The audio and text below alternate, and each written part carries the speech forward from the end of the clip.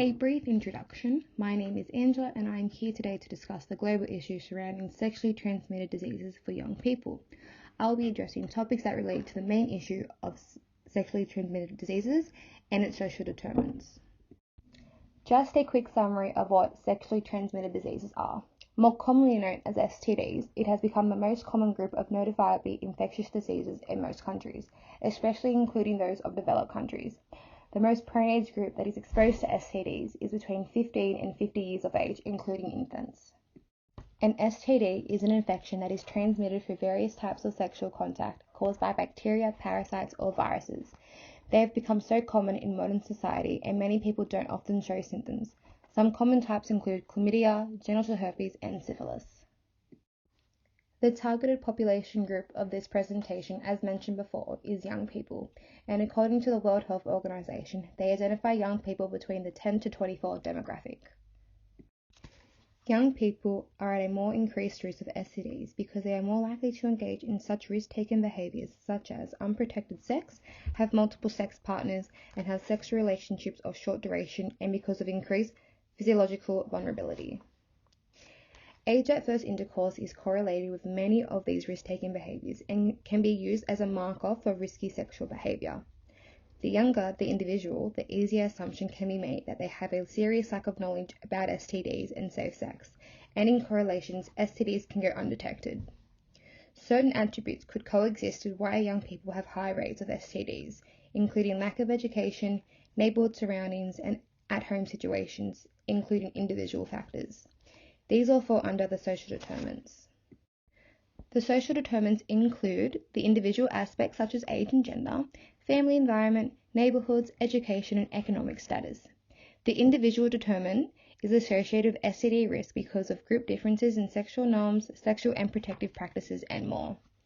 Families provide role models, shape sexual attitudes, set standards for sexual conduct, control and monitor behaviors, and constitute the social and economic environments for development. Young people who grow up with both parents have the optimal advantage for well-being and are less likely than those in other situations to engage in sexual risk-taking behaviors like early sexual initiation. Family socioeconomic status, as parents' education, can also associate with young people's sexual behaviors. The more educated the parents, the more they tend to have high aspirations, and to some extent help to discourage bad or unsafe sexual activity, which can help prevent risk to STDs. Young people's neighborhoods of residence also may affect STD risk. Conceptualizations of neighborhoods typically emphasize structural and social developments. A growing literature shows that neighborhoods conditions influence young people's sexual risk-taking behavior.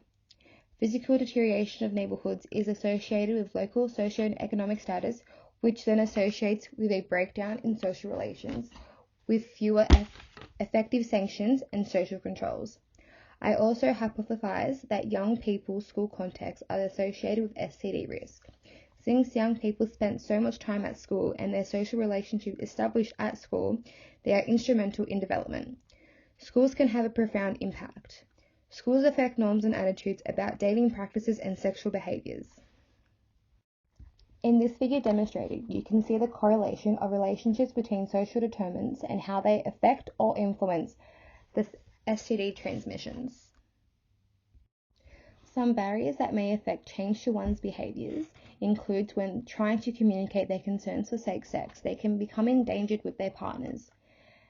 When trying to seek information, support, or skills, they can suffer certain harms such as sadness, shame, anxiety, and stigma.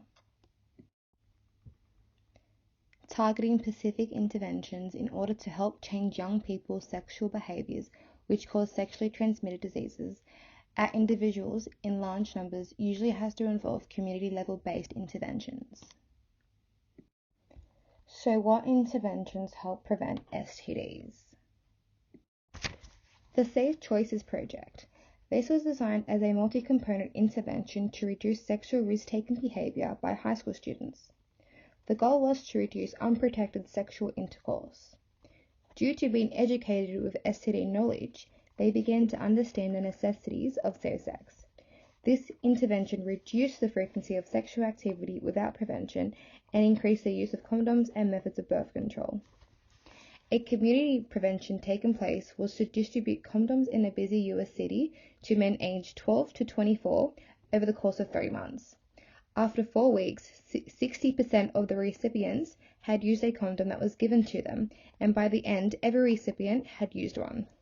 This study indicated that condoms are acceptable to young people, and it led to an increase in safe sex, and that they clearly just needed proper access to safe sex materials. With these 2 examples, it does show that interventions to help prevent STDs do work. They just need to be made accessible to all young people.